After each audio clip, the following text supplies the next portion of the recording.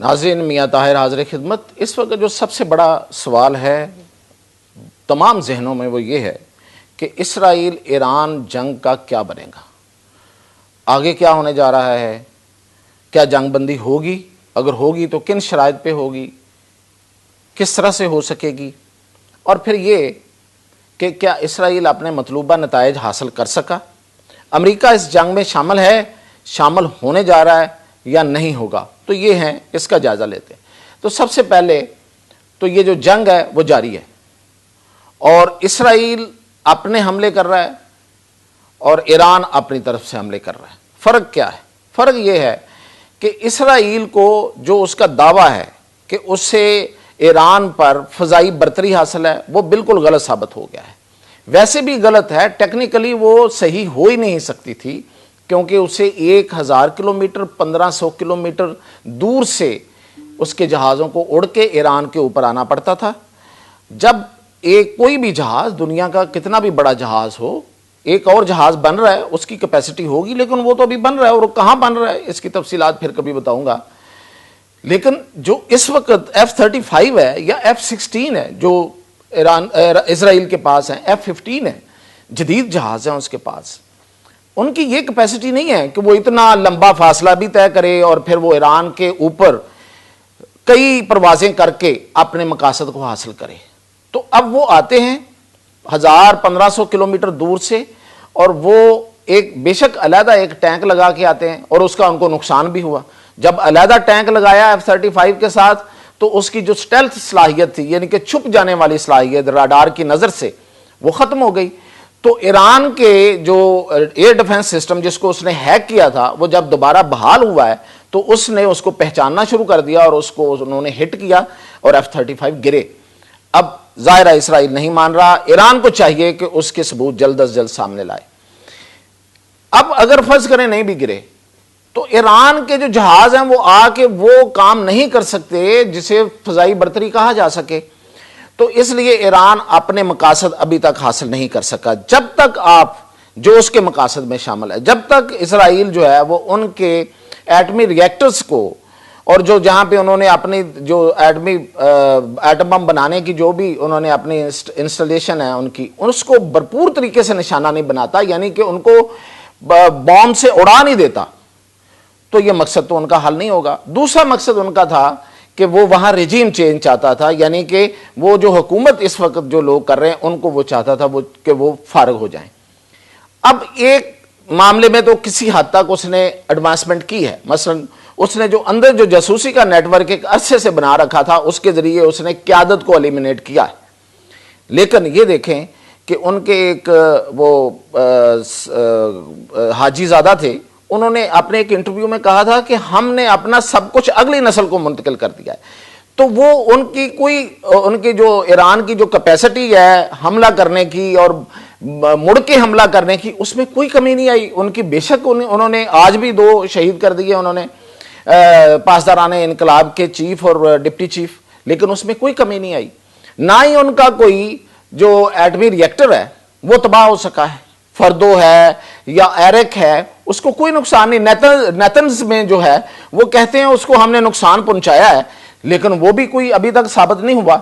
यानी कि जो सैटेलाइट की तस्वीरें हैं जो ज़ाहिर है अमेरिका को सबसे पहले सामने लानी चाहिए, वो तो उसका माई बाप है इसराइल का, तो वो जो अब तक ला सके हैं उसमें भी कोई नुकसान नहीं हुआ। तो ईरान को जो असल में वो नुकसान पहुंचाना चाहते थे, ना तो रजीम चेंज हुई, ठीक है, वहां पे एक क्योस है, लोगों में परेशानी है, और जो बाकी जो ग्रुप्स हैं वहां पे, मसलन वहां पे जो बलोच बैठे हुए हैं, इंसर्जेंट्स हैं, या जो कोई कम्युनिस्ट लोग बैठे हुए हैं, वो कोई एक दूसरे को प्रेस रिलीजें जारी करके एक दूसरे को हौसला दे रहे हैं कि चलें अब हम कब्जा करते हैं। लेकिन वहां पे ऐसी कोई सूरत हाल नहीं कि ईरान में इस वक्त हुकूमत टॉपल हो सके, एक बात।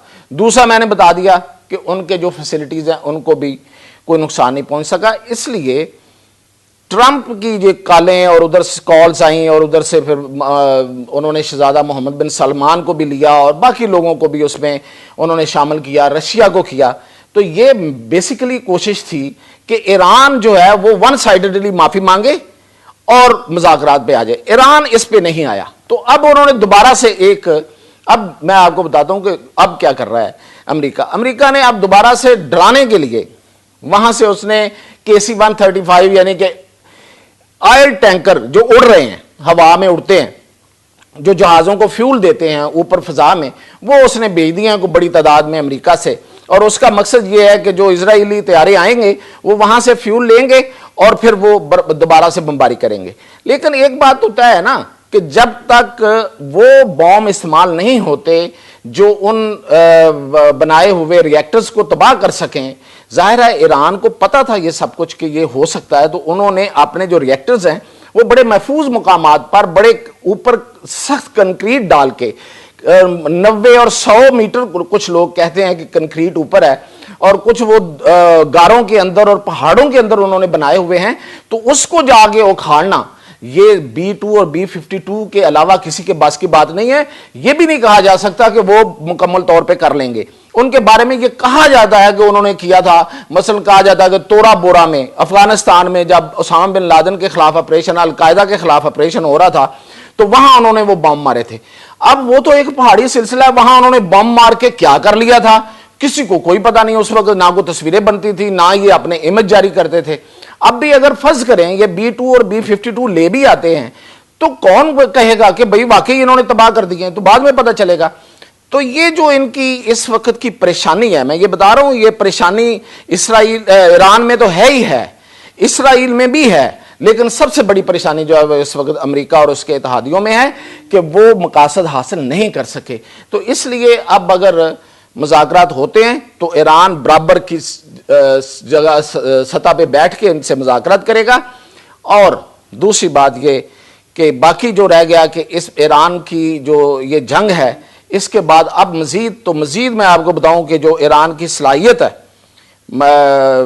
मिसाइल फायर करने की, वो बिल्कुल कम नहीं हुई। हमें रोज़ाना उसमें इजाफा नज़र आ रहा है। इनके जो मिसाइल हैं वो पहले से ज़्यादा कारगर साबित हो रहे हैं। और जिस तरह से आपने देखा कि हीफा का एयरपोर्ट उन्होंने उड़ा के रख दिया और बाकी उन्होंने इमारतें भी उड़ा दी। उनके तमाम जो मिसाइल रोकने वाले सिस्टम हैं, जिसको वो एयर डिफेंस सिस्टम कहते हैं और जिस पे उनको बड़ा फख्र है, और जो अमेरिका बहादुर ने बना के उनको दिए थे, वो सारे के सारे ज़मीन बोस हो गए हैं। इतनी दूर से मिसाइल फायर करना, और ईरान जैसे मुल्क की तरफ से जिसके पास टेक्नोलॉजी की जिद्दत के बारे में लोगों को शक था कि इतने अरसे से पाबंदियां सहने वाला मुल्क जो है वो कैसे जदीद टेक्नोलॉजी बना सकता है, उसने इजराइल को हिला के रख दिया है।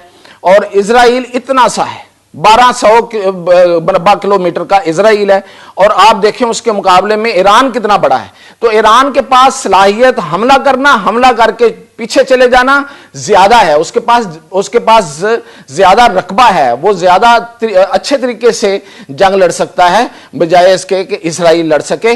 तो इसलिए इसमें पल्ला अगर मुझसे पूछेंगे तो अभी भी ईरान का बारी है। अगर ईरान जो है वो अपना निज़ाम को जो भी जितना रह गया उसको इंटैक्ट रखते हुए, उसको मजबूत रखते हुए, उसको बिखरने ना दे, अंदर से कुछ ना हो जाए, अंदर से पहले संभालने की ज़रूरत है। जासूस जो होता है वो दुश्मन से ज़्यादा खतरनाक होता है। तो वो उनको संभालें और इसको जवाब देते रहें और इस जंग को आगे खींचें। इजराइल घुटनों पे आएगा और उसके साथ अमेरिका भी घुटनों पे आएगा। वो बेशक जितना बड़ा असला ले आए, लेकिन उसको मुझे नहीं लगता कि कामयाबी हासिल होगी। मजीद अपडेट के साथ हाजिर हूँ।